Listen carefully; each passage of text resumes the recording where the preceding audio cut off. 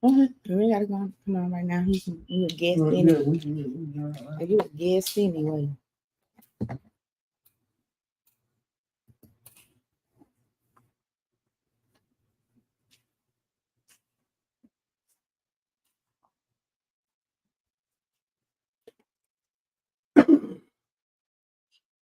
Mm,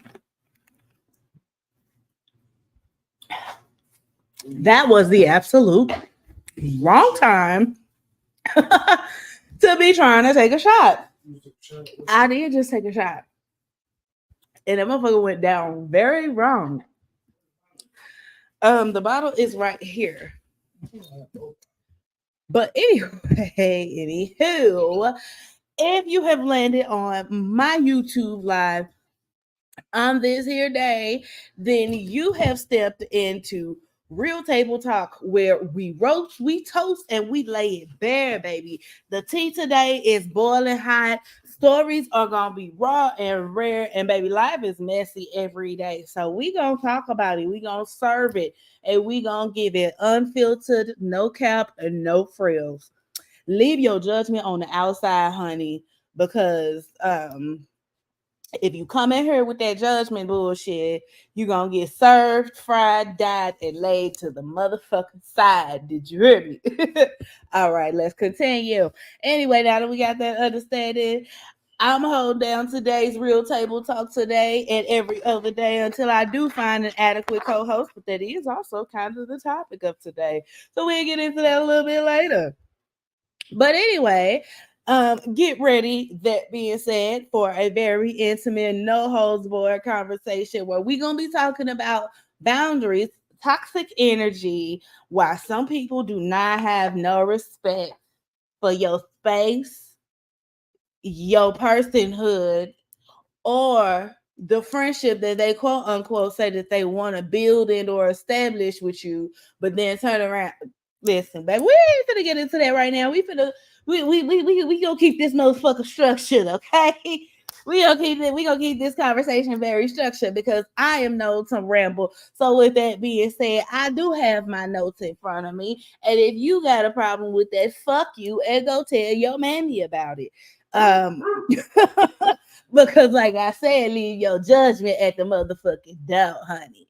And you can pick that shit back up whenever you choose to leave. You don't need to announce your departure from this flight. Now, that being said, today we're gonna be diving into a little bit of everything. First up, we're gonna talk about some of the latest drama in pop culture.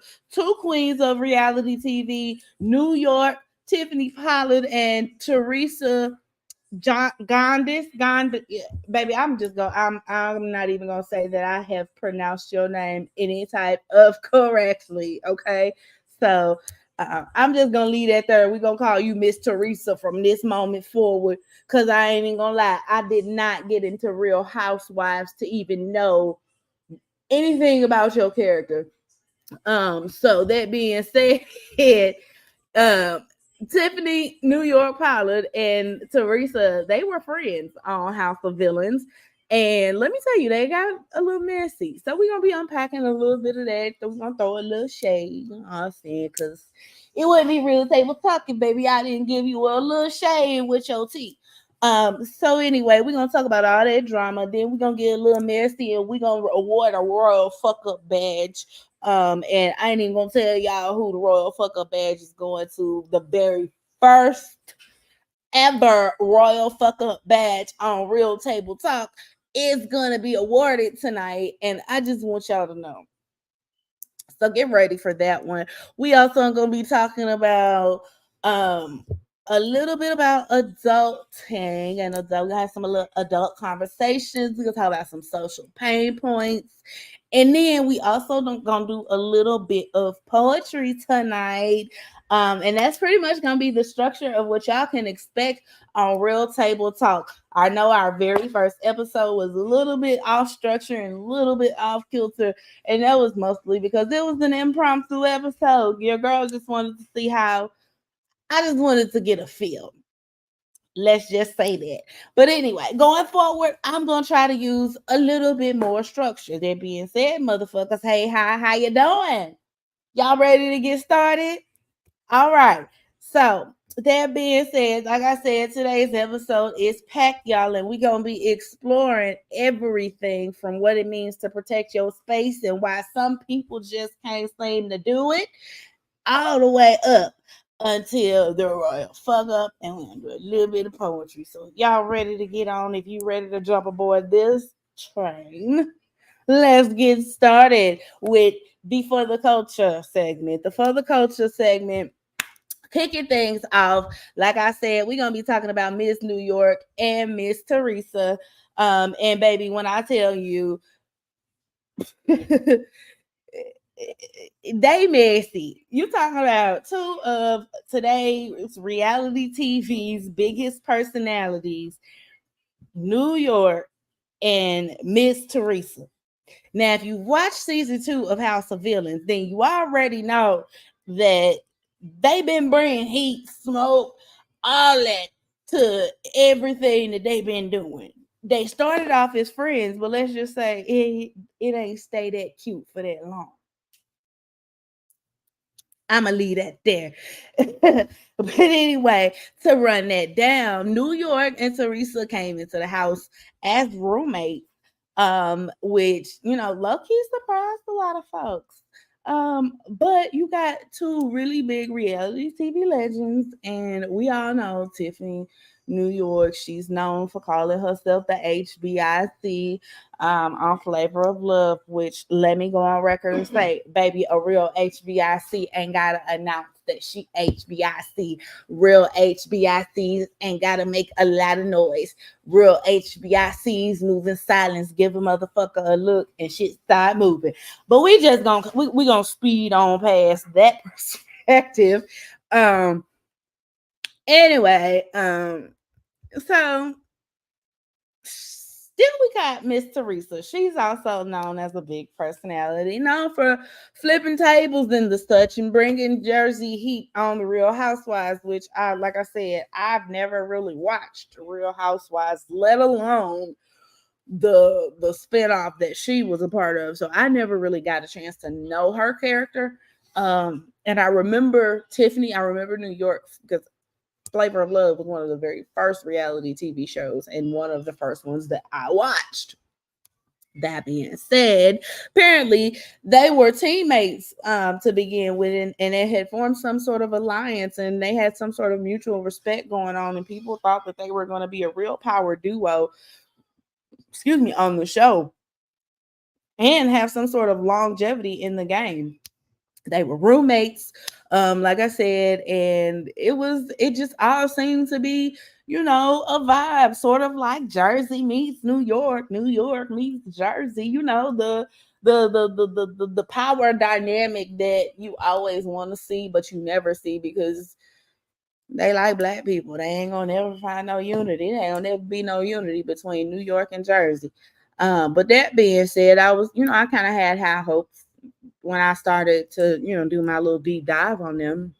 But then getting into the escalation, New York, she ain't boring by nobody's means, and she ain't get ready to sit here and let y'all think she boring. So she gave a confessional that she, be just starting shit out of boredom because she be bored.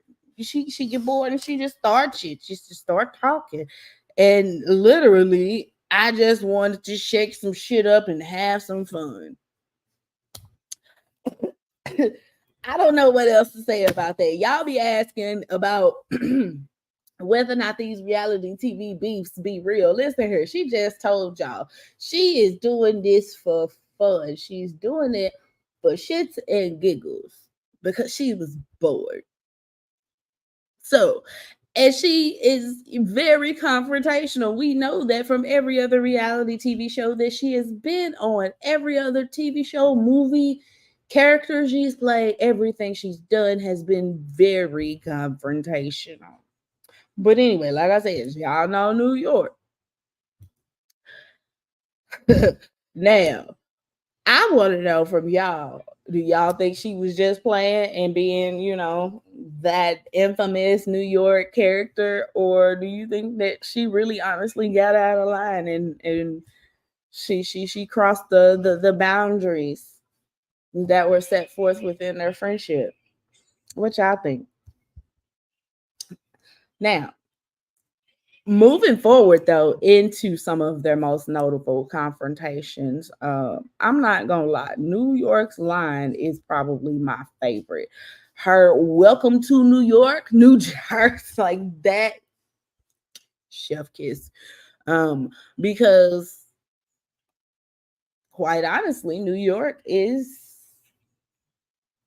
you can't get you from most of the country, you cannot get to New Jersey without going through New York. Like New Jersey is kind of like this island, in the back of your mind that it's a part of New York. When you think New Jersey, you think okay, New York. It's like when you think Missouri, you think okay, Illinois. Like, but Missouri nor Illinois are islands that are exclusive, and anyway. New York is a very much meet you head on type of person though, and we know she don't play and she loves the confrontation, and in fact she finds a lot of fun in the confrontation. And might I add, confrontation has made her a lot of money. Confrontation, that same confrontational spirit is why we even know who she is today. So baby, my perspective, baby, it's all for play and it's all for pay. Anyway, they have since said that they've reconciled. Y'all know, I know y'all have y'all feelings about that. They said that they made up after the season wrapped. And then Teresa went on record and saying we're good. And then they both mentioned in various interviews the thing I know hard feelings. So I mean, maybe the reality TV show moments are just what they said. They be bored. They just be trying to stir the pot and give y'all something to talk about. Why? Because TikTok has shown us if we give you a little bit of drama, a little bit of hateration, a little bit of bullshit to spin off of, y'all are gonna spin until you dizzy, baby. And I personally think that they was just spinning y'all till y'all goddamn it dizzy. Ain't that the same thing Krishan and Rock did? And ain't that what E. Kane has self-proclaimedly? Ain't that what she doing? They just be spinning y'all across their little finger until y'all just winding y'all around like tight little, got y'all wrapped all the way around their finger. So bad, baby. So bad. Cause y'all love the drama so bad. And if y'all didn't love the drama so bad, then there would be no such thing as reality TV. TikTok and all these social media apps would not be as prominent as they are. So, do I think that they're just making it up? Do I think that they just playing for show and to give y'all something to talk about when the show is over for the next couple of months until they re-air the next season? Yes, absolutely, because y'all are just that gullible, especially you fools who sit around and just watch reality TV all day. Yes, this is not the podcast for your feelings, honey. Like I said, this is real table talk and we get real messy. Why? Because life is motherfucking messy. We gonna talk about it. Leave your motherfucking judgment at the door. Now, that being said, I think we need to bring up the next segment. And because I mean that's the gist of the for the culture, for the culture. You got New York, don't be in New York all the time, and what she do it for? She do it for the culture, baby, and she do it for the pay, and she do it for the play. Now that that is established, let's talk about this royal fuck up badge, why don't we? Because memory problems. I think y'all gonna want to. I think y'all gonna want to be a part of this conversation. I think y'all gonna like this one. So in this week's Royal Fuck Up, the very first Real Table Talk Royal Fuck Up badge goes to somebody that might actually surprise some, but I think to most of us it won't be a surprise. We are talking about none other than our own very fine commander in chief, President Joe Biden. Yes, mad respect to you, bruh. But when the last time you got a dementia test? Just between me and you. Cause bruh man, you got the Royal Fuck Up Badge of the Week. Let me tell you. Why did you get the Royal Fuck Up Badge of the Week? I am so glad that you asked. Because now listen, I know you got a lot on your plate, Mr. President, running a country and all. We know that it ain't no cakewalk and it ain't easy. But some recent speech blunders have us a little bit confused, confuddled about what is really going on up there. Is you giving us the Mitch McConnell moment? Because honestly, these folks are saying it's getting harder and harder to shrug off your Mitch McConnell moments. And if you are really giving us genuine Mitch McConnell moments, and they do have to escort you off before they vote in and swear in the next president, do y'all understand that that gets us Mama just a few months early? All right, all right, all right, all right. I'm glad I got y'all's attention because, yes, that gets us Mama a few months early. She gets to kick her feet up in the Oval Office just a few months early. If they happen to Mitch McConnell, my man. Now, if they don't Mitch McConnell and they let him keep on going, these kind of speech blunders, baby, that's not great. So let me tell y'all what happened. Let me tell y'all what went down. In a recent speech, he confused Ukrainian President Vladimir Zelensky with Putin. And y'all know that ain't no small slip up. That's also not something that you can easily accidentally do. Just say that. That's like calling your ex or calling your new boo by your ex boo's name. And that ain't no fun.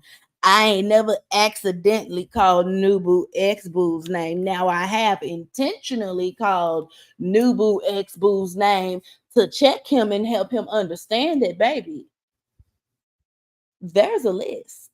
There is a list that I have in place that I can have on speed dial at any moment that you decide to take that banana peel walk.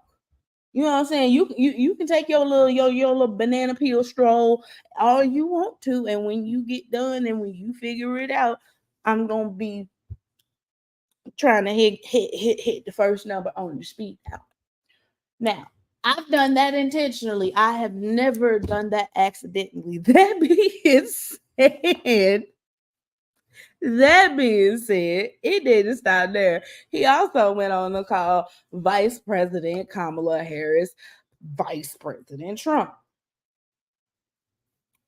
Now, I don't know what that was about. I can't even begin to give y'all no type of categorization for that.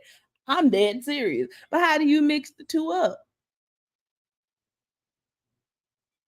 Kamala couldn't be furthest. But then again, that also feeds the conspiracy theory that he know what he doing. He just trying to make y'all think he crazy because y'all keep on spinning all these crazy stories. So what y'all think? Y'all think Biden just giving y'all the play around? Cause I do. But here's why that might be a problem though. Because even though, yeah, it seems like it's a harmless slip up, but you can't go mixing up your allies name with their enemy, somebody that they are literally in right now war with. You can't do that. That's like telling in 1994, that's like telling a Crip that he was a blood by accident or telling the blood that he was a Crip by accident. Can you imagine doing that in 1995, 1994? Hey, could you imagine doing that, baby? Hey, hello. Okay, for context, join the conversation just for a little moment. I would like an outside perspective. In 1994, what would have happened if you had, I don't know, called a Crip a blood by accident or called a blood a Crip by accident? What happens? in those time periods, of course. Drama. Drama. Okay. So you cannot call an at war country by the name of their nemesis. That is the point. That is the point. That is the main point in this art of war, baby. You cannot do that. That does not work for you and nobody else. Okay. That ain't working for me. Okay. So it's, and it's starting to also feel like every other week he's giving us new sound bites to talk about to make us think that maybe something might really be wrong, but the people's stance is more so that we need clear communication from our leaders because that's crucial, especially when you have access to the nuclear codes, obviously. But here's the thing. I don't really think that he's that mentally inadequate that he's doing this by accident. Do you know how much like mental deficiency there would have to be there right now for him to do this on accident consistently? Like he would take Mitch McConnell for example. He was fucking up in a lot of places. He wasn't just fucking up on camera. Mitch McConnell was actually fucking up. You know what I'm saying? Like Biden is not actually fucking up. He's kind of fucking up just on camera, just enough to make y'all talk about it. Like it's that's my personal analysis though. It's like a little level of awkward that you're not used to seeing from a president, but it also gives me a giggle because it's like watching your granddaddy at Thanksgiving going crazy, and then you wonder, is he really crazy or is he trying to teach you a lesson? Because a lot of those old school old folk lessons, they come in the way of them playing crazy and making you think that they crazy until you figure out that they ain't crazy and they actually had some sense. And they was just trying to teach you the way that life gonna teach you. Life gonna teach you some shit in some crazy ways. That being said, the implications on his leadership is yet to be, determined. But I'm gonna need I would say I'm gonna need him to tighten up them straps and get his shit together. But I mean, election day is tomorrow, and whether or not he makes it to January inauguration, we have adequate representation to at least make it that far. If by somebody sunshine asshole chance that Kamala is not voted in and she loses the election, if by some unicorn pussy chance that she's not voted in, she would still, even if he had to step down today, she would still be able to maintain us until the inauguration. That being said, I will not acknowledge the asshole that is running, and I will not continue to talk about that right now because this is not a political podcast. And this is not my political episode. Tune in tomorrow if you would like to have my commentary on politics real time as they're happening. We're going to be watching CNN together. Okay.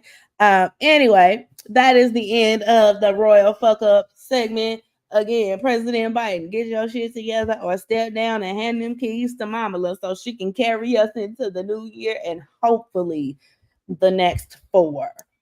Anyway, now we getting into a little bit of a deeper moment of the show. We gonna enter Poetry Corner. This week's episode of or this week's segment of Poetry Corner, we gonna really dig deep and get into some stuff. And I gotta guess, y'all, my husband, he gonna come in on the next segment, and we gonna talk about some real shit, y'all. My husband, a special guest on Real Table Talk. But for this week's episode of Real Table Talk Poetry Corner, we got some vulnerable, valuable, honest, Unspoken truths and spoken truths coming out in the form of poetry. Today's piece is called Mirror of Souls, and it's about the complexity of friendships and how trauma can color our perceptions. And what happens when those boundaries get blurred. This one is personal to me, and I'll let y'all know why in the next segment. So, but I do hope that y'all will let some of these words sit with you and resonate with you and use them to as you progress, and start to build some of these relationships. Hopefully, productive relationships. Okay. Okay, so again, this piece is called Mirror. It's called Mirror of Souls. I'm gonna move the microphone just a little bit closer. And I am not gonna look much into the camera for this one, y'all, because I do need to read my poem. I don't know my poem. I don't know my pieces by heart. I'll judge, like I said, judgment at the door. Judgment at the door. But okay.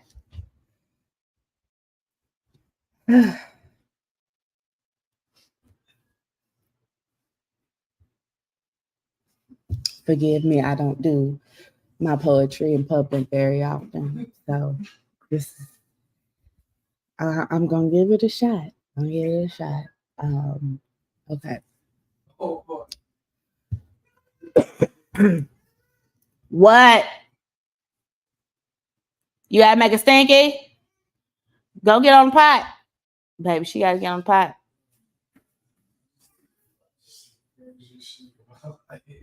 Okay, we'll talk about it in a minute.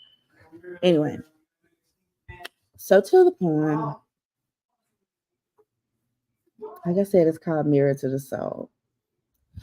We opened the door wide and unguarded to share a space, a bond that felt sincere, a friendship crafted, unvarnished, uncharted. In a world so starved of truth and so full of fear, you entered heavy with burdens unseen, trauma echoes woven in the silent thread, a complex dance, raw, so routine. Between the living and the missteps of the dead, our ancestors' steps, we all carefully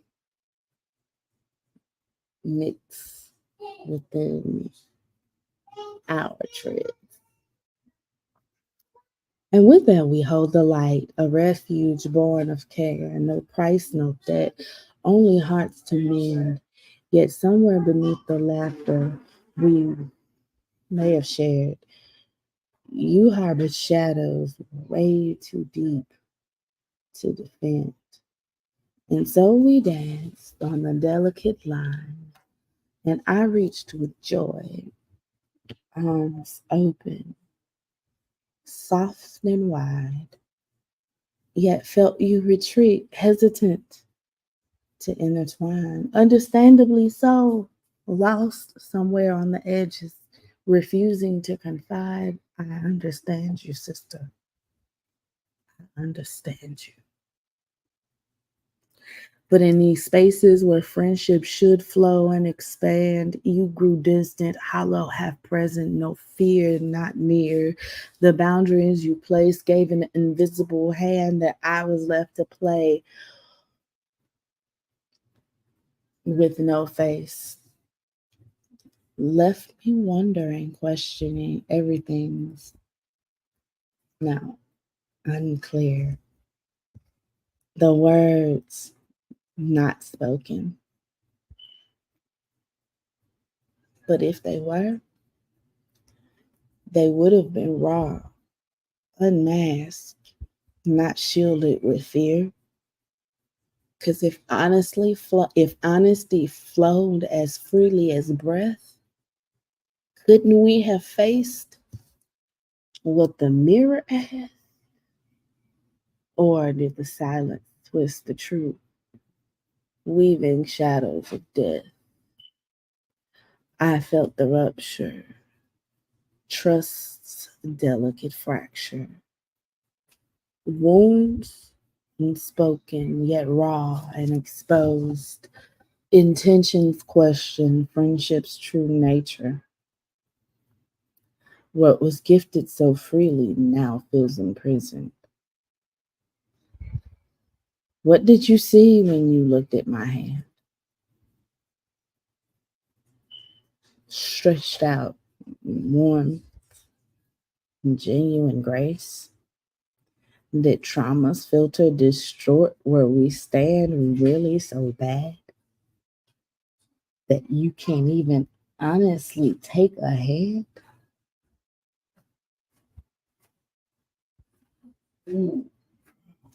Did the unhealed echoes misplace our embrace? Boundaries are fragile, like glass set in sand, needing both voices to hold clear and sustain.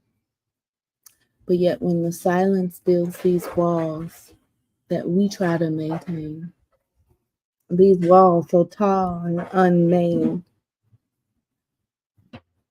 we're always going to be left sorting the pieces that fell, broken, lost in the pain. I ponder the whys, the misturns, the shifts, the quiet invasion, the moments untold of walking in loudly, leaving your mess in your drift, not knowing the impact, the silent toll that you would leave in your rift. You saw our space as a refuge, yet bare. But did you see us? Did you see me? Or were we just the mirrors that forced you to stare at the broken pieces, the parts that you refused to see? The echoes of trauma that seem to color your truth. They shape perception, they shadow intent, and those shadows are where we lost our youth, our innocence, our joy, the time we once spent. In all honesty, I really wanted to hold you into the light. But friendship requires two hands to reach, to teach, and to fight. And without that bond, it's always going to crumble in fear and tower in fright, leaving these lessons that hang too heavy for words to reach. So now here's to the mirror, unflinching, unkind, showing us both what we had hoped to disguise, to growth that is raw, not unpolished, and not blind, to the broken, to the fragile, to the courage to rise. I drink to you,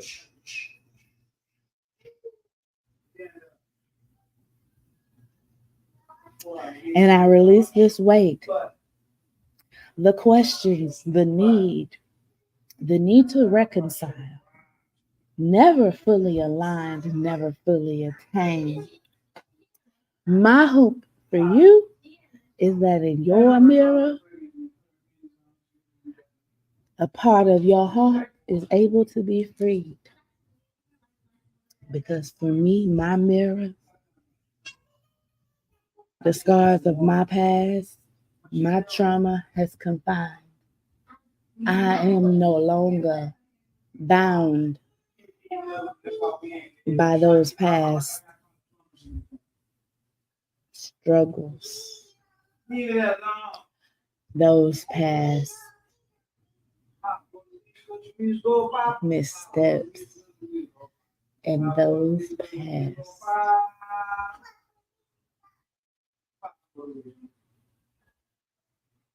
choices. Those decisions that make us wish that life was set on rewind. I wish you the strength and honestly, genuinely so, to face your own glass the way that you wish others would. Because, girl, mm. To find in the cracks a beauty unseen, and though our friendship might fade, might pass, the truth of its impact remains in serene.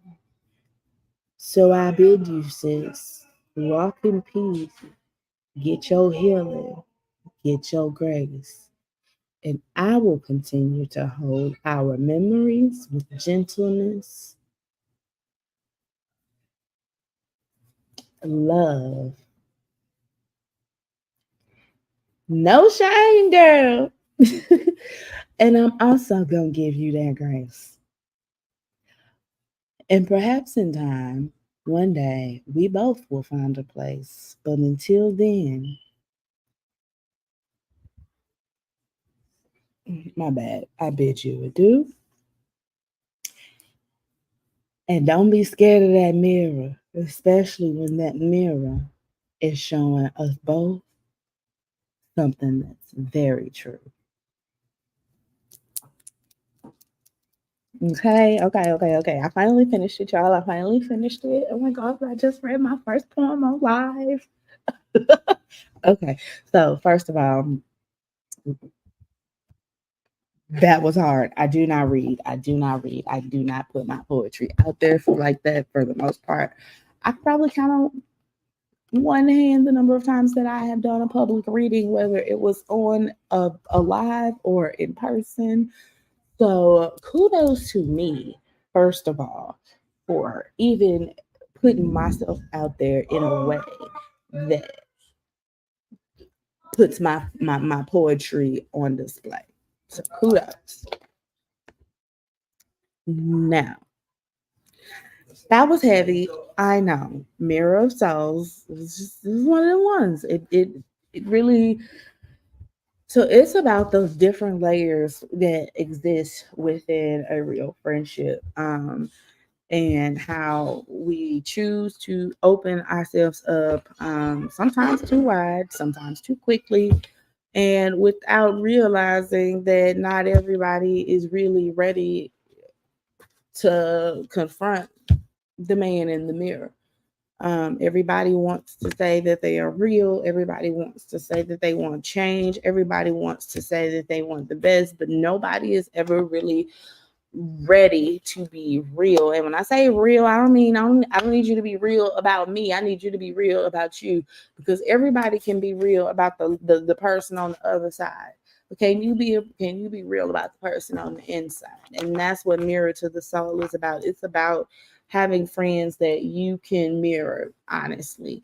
You can be a mirror to them and they can be a mirror to you, because true friendship is being able to look within that person and see bits of yourself, and to be able to look within, to be able to basically trust that person's perception of you because you can trust them, and vice versa. They should be able to look at you and trust your perception of them because they trust you to be a honest, genuine friend who has nothing but genuine intentions for them.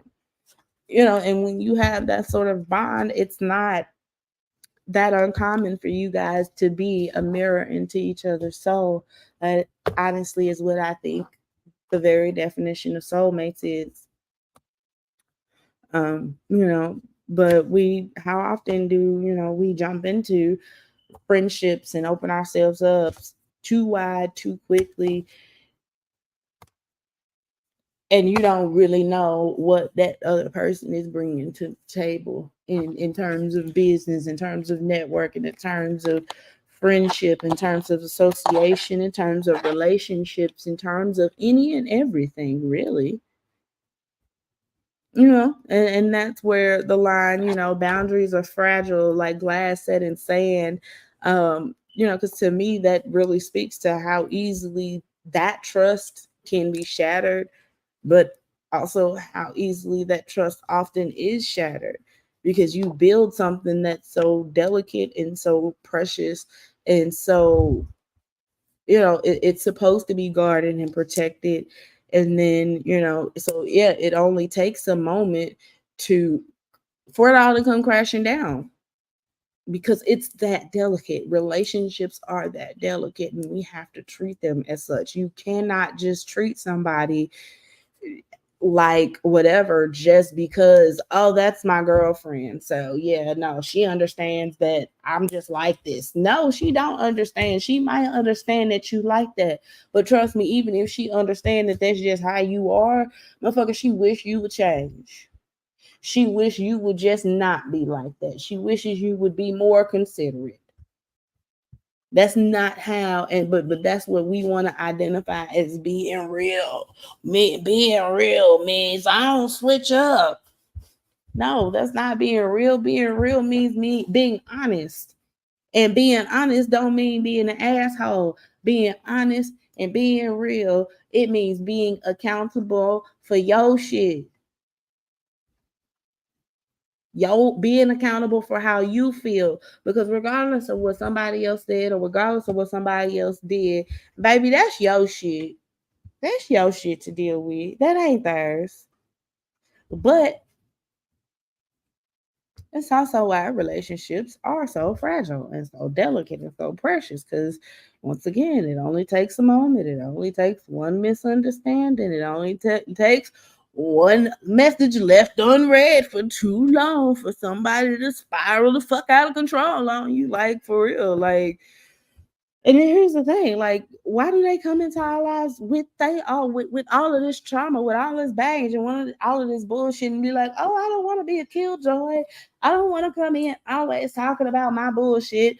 I don't want to come in always dumping my shit into your space. That's not what I. Because people do that to me all the time. I don't want to come in here doing that, and then you come in here and you do just that, and then the one time, girl, So anyway, instead of actually seeing a friendship in that moment, um, they see parts of themselves that they tried to bury because I am a mirror. I am a person of accountability. I am a person I strongly try to hold myself accountable. And like, I mean, I'm not saying I'm perfect in that shit. I ain't never said that. You can call me on some shit today and I might cuss you out and tell you to go tell the captain. In the next moment. But after I get me a moment, give me a moment to digest and process. Because that accountability within me is gonna take over and it's gonna say, you know what, bitch, you need to think about that. You need to think about that. Have you ever heard that before from anybody else in any other way, form, or fashion? Because if three people so agree, so shall he be. So if three people done said the same damn thing about you, then bitch, maybe you need to. That's how my mind works in the calm moments. And in those calm moments, once I rationalize that shit and I think it through, then that's when it's more palatable for me to accept that I might have fucked up. That's when it's more palatable for me to accept that things got out of hand. But in those super fragile real life in the moment situations, that those are the situations that we have to realize are most delicate and most fragile, that we have to take most care of.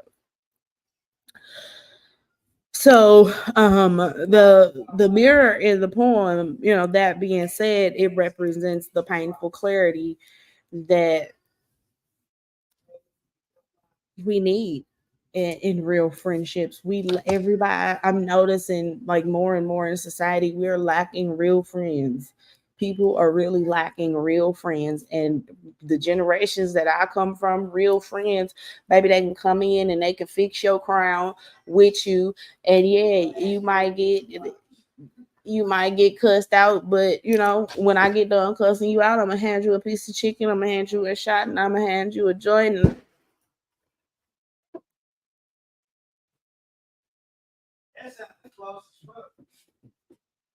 Boy, when I say I was ready to fight me some shit.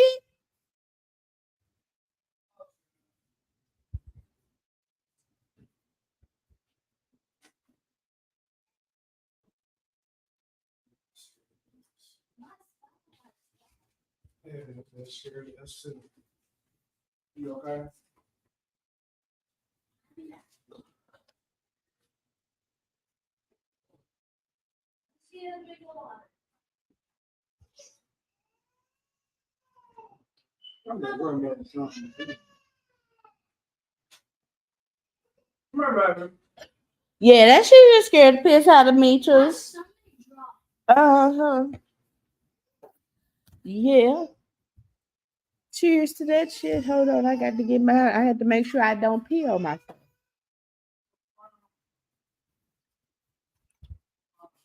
Cause that thunderclap sounded like a gunshot. But anyway, anyway, back to what I was saying before we got clapped about all of that thunder.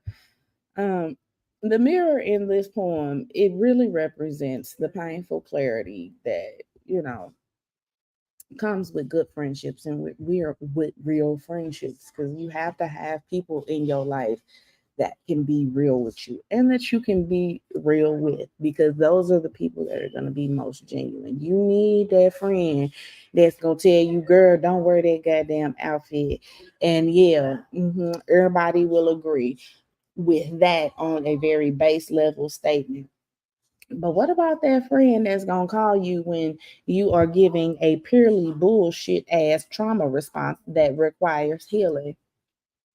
What about that friend? Because only a true friend would even know if you're giving a trauma response to a situation enough to genuinely be able to call you on it lovingly and let you know, hey, bitch, your trauma is showing in places it don't belong. Put your scars up, motherfucker, because they don't belong here. Only a true friend can do some shit like that.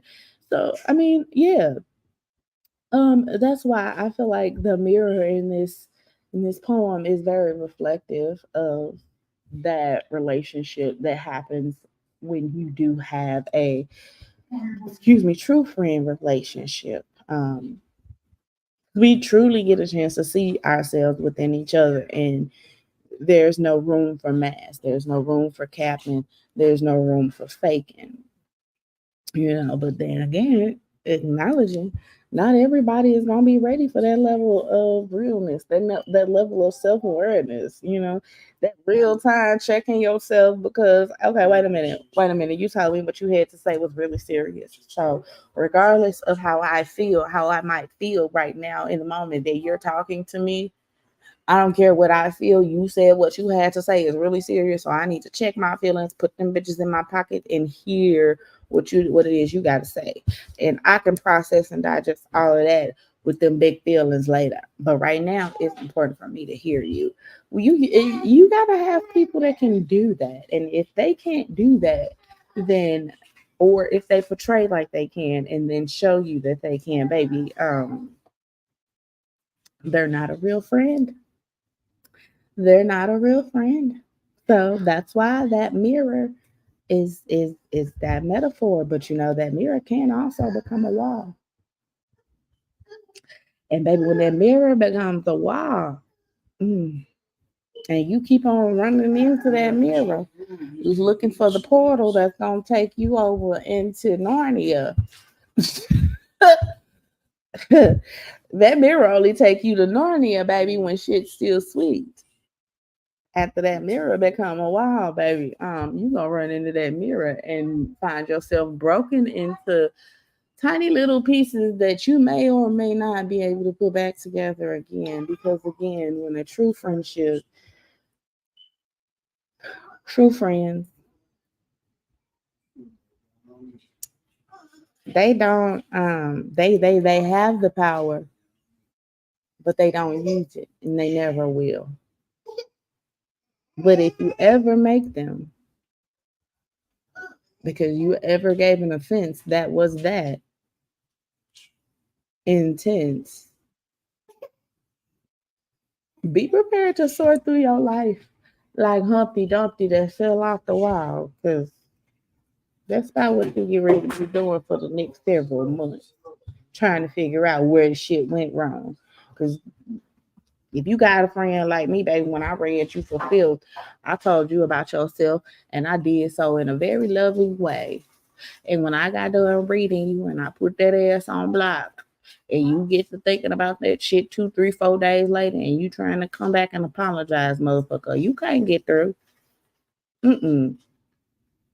Because I'm beyond the stage of sitting there waiting on you to figure out that you may or may not have fucked up and then trying to come back and apologize and rekindle the friendship. And oh my God, I fucked up. I'm so sorry. Can we be friends again? I'll try to do better. Nope, nope, nope, nope, nope, nope, nope. I don't have no more second and third chances for people. Uh-uh. Because I still got to have second and third chances for the people that's important to me. So always remember that same best friend that serves as a mirror for you, baby. He can always, they can always turn that mirror into a wall.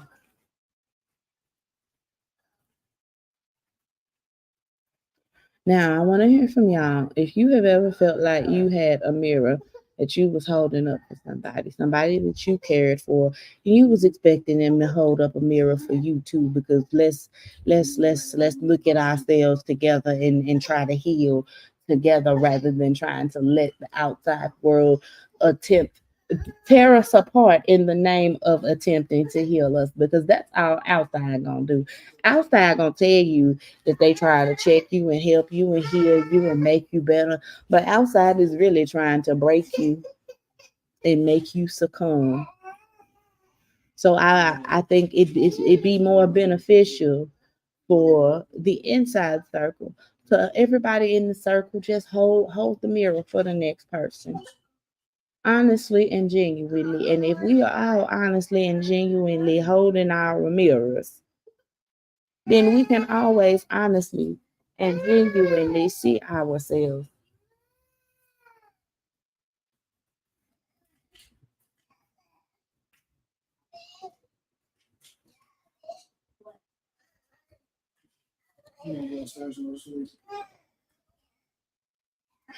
Hold on.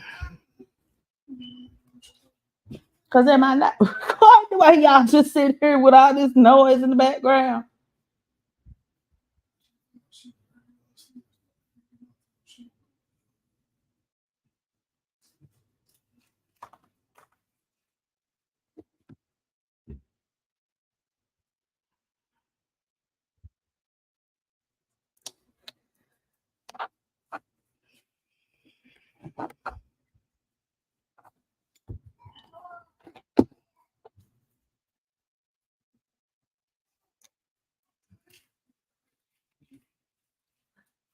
All right. That's wrap for today. Till next time. Keep it real, keep it raw. I'll meet y'all back at my table again. Peace.